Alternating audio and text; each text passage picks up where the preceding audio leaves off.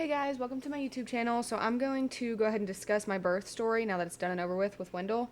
Um, Now I'm gonna do my best to tell this story, but this is just honest to God the truth. I was so drugged up on medicine that I feel like the timeline is kind of messed up, but I'm gonna do my best. So my due date was the 28th of November, which was Thanksgiving, and they decided to induce me on the 18th because I had gestational diabetes and I was on metformin for it because diet wasn't controlling it, exercise wasn't controlling it, whatever. And so I was on like 1,000 milligrams of metformin. And so they just wanted to be safe and induce me on the 18th. And so I was like, okay, whatever. So we get there. There's a piece of hair. Okay. So we get there, and I remember it was raining, and I was so sad because I wanted it to be sunny, whatever. I got there at around 2 p.m., I think, 3 p.m., one of the two. And I get checked in, and they start an IV, and I have to fill out a bunch of paperwork, and they're just talking to me. And the plan was to do an insert into my cervix to soften it and hope that that would start the dilation process. Mind you, I wasn't even like a fingertip dilated. So I had a long way to go. So the plan was to do the insert, and then if that didn't start anything, we would start the Pitocin the next day.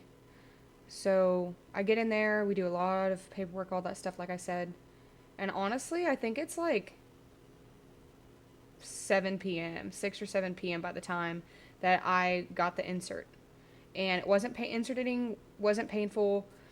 Um, I was fine. I was cramping slightly when I had this. They said they'd come back and check on me at around 4 a.m. or take it out at 4 a.m. and they'd check on me at around 12 a.m., something like that. So they come in at like 12 a.m. and they do a cervical check, and it is the most painful thing ever. And there's blood, and I was cramping from it. I'm like, what the heck? Turns out that's normal, but it was a ton of inflammation. It was just so uncomfortable. And so I'm so stressed out about them taking it out at the 4 a.m. mark. And so I'm like, oh my gosh. I think they had given me some either medicine to help me sleep or some pain medicine or something. But she came in at 4, took it out. It didn't hurt at all. It was really weird. It was like sore, but not like it was at 12. And I had only dilated to like a 2. And so we ended up taking that out. And then I was going to see my OB that day. And so she showed up. I don't even remember what time she showed up. Like I said, guys, I was so out of it. It was sometime early afternoon, early morning. I think it was early morning. She was going to be there at like 8. And she comes in and she checks me, and I can't handle the pain. Like, I'm like, oh my God, this is so bad. She comes in, she checks me, and it's miserable. And she's like, okay. And I told them I don't want to get that epidural unless I'm just hurting really bad. And then they started the Pitocin early afternoon, maybe, and nothing happened. I felt no pain at all, no contractions, nothing, all day. Okay, all day long. And then I think she comes and checks me again at 5, so it's now the 19th. So I think she tells me that we're gonna check again at like 12 a.m. or whatever and let the Pitocin do its thing. Okay, see if we can progress with it. Nothing. Nothing. I felt nothing. I slept like the whole time. And I had nurses coming in. They were trying to use the peanut ball on me, doing everything like that, like exercises, and nothing. And they were upping the Pitocin as well, like increasing it by a lot. And I was like, what the heck is going on? I don't feel anything. My doctor, she's like, okay, if there's no progress by in the morning, I'm going to break your water. And she was like, I think because we can't really do cervical checks and you're hurting when you do that, I think that you should get the epidural. And I'm like, okay. So I have to like psych myself up for it. So I told them that I will highly consider it. And nothing is still happening. It's like 7 p.m. at this point, and it has been a like smooth situation here. and they're still increasing my Pitocin. Like, I'm pretty sure at this point I'm at like a 20, and I started at like a 5 or 10, and I'm still feeling nothing at all. And so they come in, and I told them I wanted the laughing gas stuff because I'm terrified of the needle. I had a spinal tap when I was younger because I had meningitis, and it burnt my back, and like my leg was kicking. It was really weird, so I was terrified. And so I told them I wanted a bunch of laughing gas before I got it. So I did. I had a bunch of laughing gas. It relaxed me a lot. They came in and they did the epidural, and I didn't even feel the needle at all. And I felt slight burning, and I told her I did, and then she readjusted the needle, and it was perfectly fine. So the epidural, like, instantly worked. Okay. All throughout the night, I felt nothing. Obviously, I slept. The next morning, they ended up checking me early morning, and I was at like I don't know, what was it, like a 3.5, something like that. And so now it's the 20th, and I have the epidural still, and so she shows up in the morning at around 8 or so, and she's like, okay, I'm gonna break your water because we're not progressing, the way we need to. And I'm like, okay. So she comes in, the epidural's still working, and she breaks my water, and all I feel is just like a thud, like a thump. Like, I don't feel anything else, and my water's broken. And then they upped the Pitocin again. So I think at this point I'm like at 30 or something. I don't even remember. And Winnie, like, she's still like up here in my ribs. Like, she has not dropped at all. She's still up there. And so then all of a sudden, it's around, I'd say, I don't know, 11 or 12. All hell breaks loose. I'm not even playing with you. Okay. So she was up in my ribs. Okay. Within the hour, she dropped all the way down, like to my lower stomach. I am in excruciating pain. My epidural wears off. It wears off. I feel everything.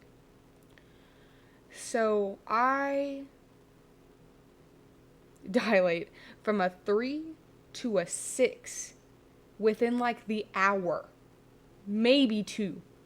Very short amount of time. And she drops that fast in that short amount of time. And I am in so much pain. And the contractions, like, you could see it on the sheet, whenever they weren't there, they obviously, like, the line would be at the bottom, and then it would shoot all the way up, like, past where you could see. That's how intense these contractions were. I was crying. I was like, y'all better effing do something. Like, I had already been there 2 days. Okay. And I'm just so upset. And I'm like, y'all need to do something. I was like, we're going to have to do a C-section or something, because they had also told me that her heart rate was being weird. Like, it was like acting up. And I was like, what the heck? But then it would be fine if I would change positions. And so, intense contractions for a long time. Okay. And she's like, okay, so the anesthesiologist comes back and she's like, okay, we'll replace the epidural because this one failed. I don't know why. So they redo the epidural again, because what I told them, the nurse wouldn't believe me. I was like, dude, the epidural has worn off. And she wasn't believing me, so I lifted my legs up. I was like, it's not in my system anymore. It's not working. And so they started taking me seriously, and I was like, we're going to have to figure something out. And so, like I said, they called the anesthesiologist. She came back in, and we redid the epidural. Okay? And then I have relief again. Well, that lasts a while. And I think we're up to like a 40 on the Pitocin now. The doctor that was on call that night was like, we'll just take her off the Pitocin, we'll let her eat, and then we'll restart the Pitocin from the beginning to see if that helps. So we're restarting this process again, and I'm so frustrated at this point. I'm tired. So it's the next day, I'm sleeping, nothing's happening. I'm still sleeping. I felt nothing. And none of the nurses, I found out, like, I still had gestational, and I wasn't allowed to eat anything. And none of the nurses had checked my sugar. And I was really tired. I felt really sick, really weak. The nurses hadn't checked my sugar at all. I hadn't eaten anything. I wouldn't eat anything because I was hurting and tired. And so anyways, we restart the Pitocin. Everything's fine and dandy. I'm bouncing. Okay, so I guess the epidural had worn off at this point because I'm bouncing on the ball towards the end of the night. And I feel okay. Everything's going good. I had visitors. We talked. We hung out. I wake up at, I think it was like at 11. I don't even remember. And Angie, Jake, and Mom were there. Angie's next to me. And I had the epidural again. And I told them, I remember pressing the button. I had to like time myself every 15 minutes because I could feel cramping. And I remember the knot I felt in my stomach because I was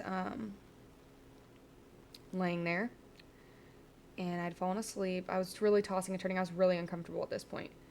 And I remember feeling the cramping that I felt the day before. And I was like, please no. Please no. Because this was like so much more intense. It was a different kind of pain than the first contractions. And that's what's insane. So I was like, I woke everybody up. I was like, Jake was still sleeping, but Mom and Angie, I said, no. I was like, this is it. I was like, this is it. This is going to happen.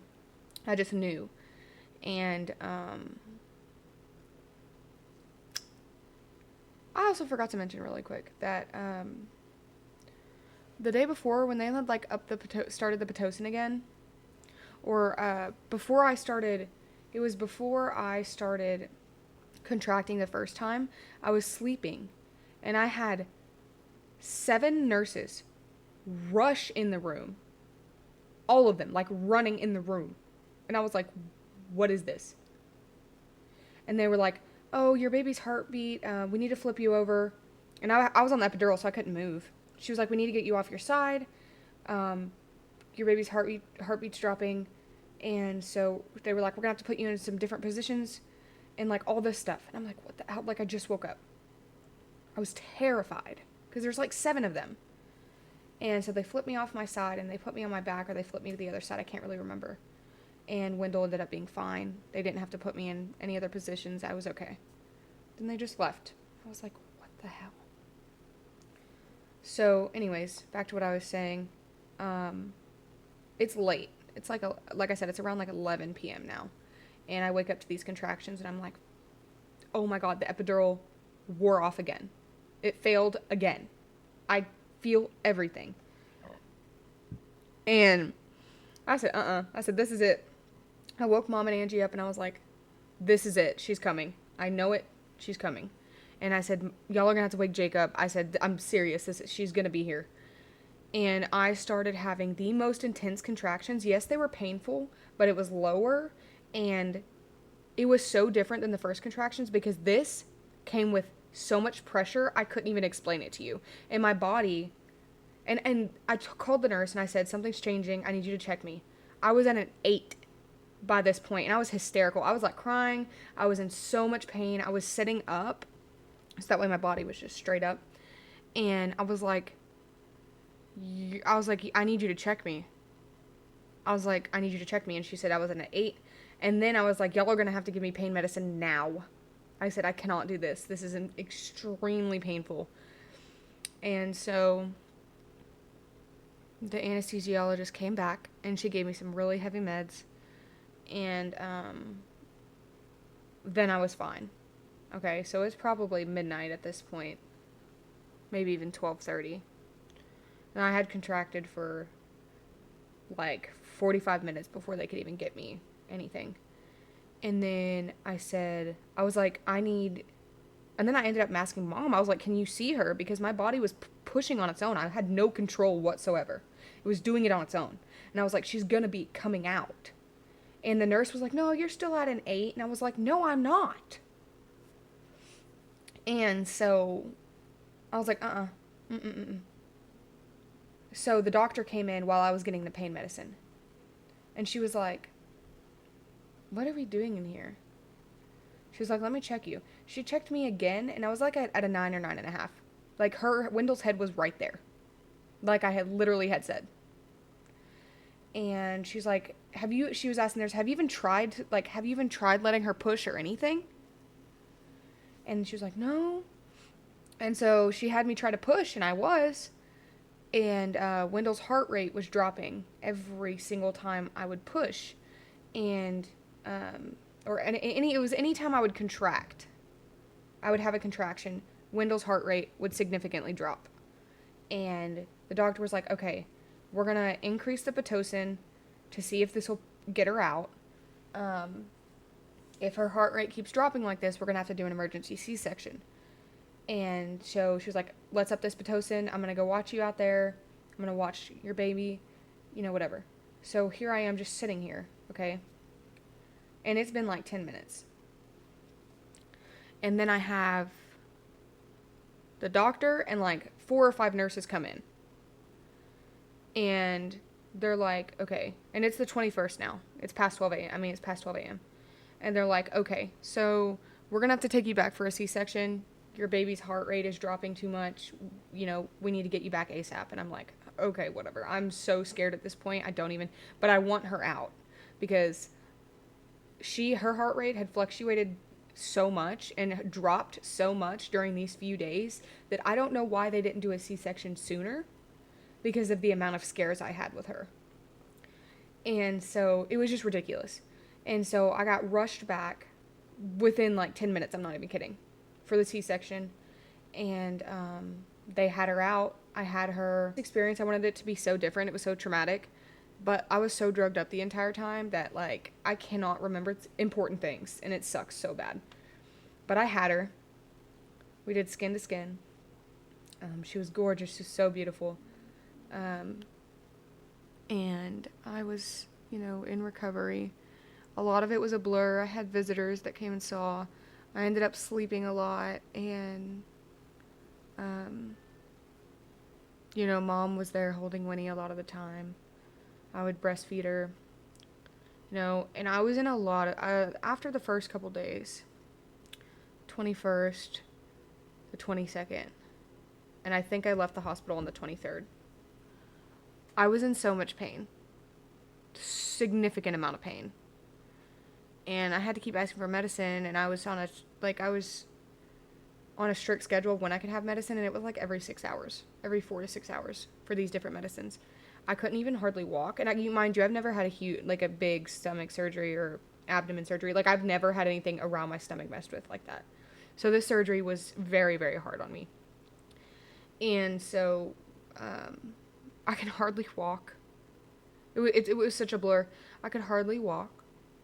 And I just don't remember a lot.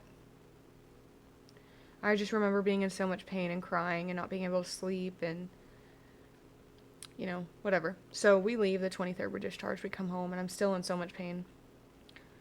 I can't sleep. And then I told Jake one day, I was like, I think I felt my incision rip. It feels like it's ripping open. And I told him that. I said, I'm serious, I feel it. Well, give it a couple days, right? Few days, whatever. And I'm in the bathroom, and I check my underwear, and there's like, the upper part of my underwear and my clothes is soaking wet. And I'm like, what the heck is going on? My incision was leaking everywhere. Everywhere. Okay. On the floor. On my clothes. Through my clothes. Like, through the diaper I was wearing. And I was like, no way. So me and Jake immediately went to the hospital, and they took the bandaging off. They weren't really sure why I was still bandaged the way that I was, but they said that I ended up giving them a urine sample, and then they swabbed my incision for infection because it was yellow. And so the results came back a couple days later, as I'm still leaking everywhere. And I had to just use gauze to keep it from getting on my clothes and stuff. And it turns out I had MRSA, which is a staph infection in my incision, which is why I was in so much pain when nobody would believe me. And so I continued. I ended up calling my doctor's office, and I told them, I have MRSA and I'm leaking all the time, everywhere. And I was so scared because they were like, just don't let your daughter around your incision. And I'm like, dude, it's leaking everywhere. So I was hesitant to even touch her. They gave me antibiotics, and I had to take these antibiotics, and I couldn't breastfeed Wendell on these antibiotics. And so we were substituting formula, and my breast milk supply dropped significantly, and I was on these antibiotics for 10 days, so I couldn't breastfeed for 10 days. And so I was pumping as much as I could, and not a lot was coming from it because I was sick. And so days go by, and I got an appointment at my doctor's office. The day I called them, they were like, you can come in or whatever. But I would have to see somebody else because my doctor was on vacation. And I was like, okay, my OB was. So I go in there, and I forgot to mention, the day before, my dad had come over. He was staying the night. And I go into the bathroom because I can feel I'm leaking. And I go to the bathroom, and I lift my stomach up to look at my incision, and liquid starts pouring. When I say pouring, I mean pouring. I'm not being dramatic. You could hear it splash on the floor. Starts pouring into the floor. My incision is leaking a large amount of liquid. I'm like, oh my gosh. So I go to the doctor the next day, and I tell them what happened. And they're super apologetic. They're like, oh my gosh. Whatever. Get back in there. She's like, oh, it's not as bad as I thought it was. And I'm like, feels just about as bad. So they clean it and they pack it. Let me tell you right now, having a C-section incision that opened up and is infected, it does not feel good to have it packed with gauze string. So what they did was, I had 3 separate incisions that popped open. And they were just holes. So they ended up packing it with this gauze. So that means they took the gauze, and then with a Q-tip, they shoved it in there, the gauze in there, as far as it would go to keep it from leaking until I could go to a wound doctor. They sent me to a wound clinic because these wounds weren't healing. And so, miserable. Could hardly walk. I was miserable.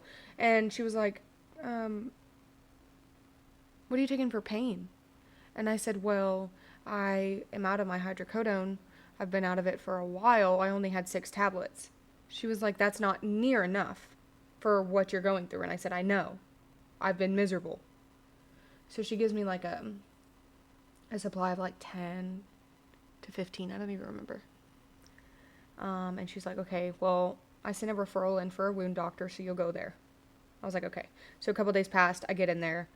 They do the same thing, clean and pack it. And the doctor comes in and she's like, we may have to do a wound vac for you to get this liquid out so you can heal, this infection out so you can heal. I'm like, okay. So they give me this honey stuff to help with it. They give me some medicine, gauze, all the fun stuff. I have to keep it dry, change it out every so often. It was a mess. So, I had a couple appointments with them, and then they actually sent me the wound vac, and they were going to put it on after Christmas. And I got the wound vac at the house, and I was going to take it to my next appointment, and then it turns out that I was healing rather well, and so they were like, you might not need this. We'll give it another appointment. And so by the time I went to my next appointment, I had ended up healing, almost completely, because me and Jake had been taking such good care of it because it was horrible. And so, it was mid-January, maybe even late January, before my incision completely healed.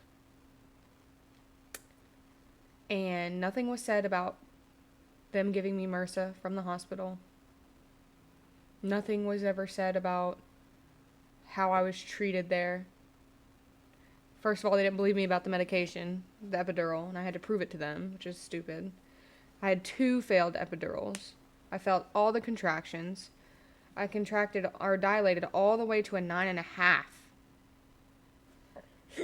So I went through this whole laboring process to have an emergency C-section because my daughter's heart is giving out like she had been warning you before. Like her heart rate's done this whole time and y'all didn't take it seriously.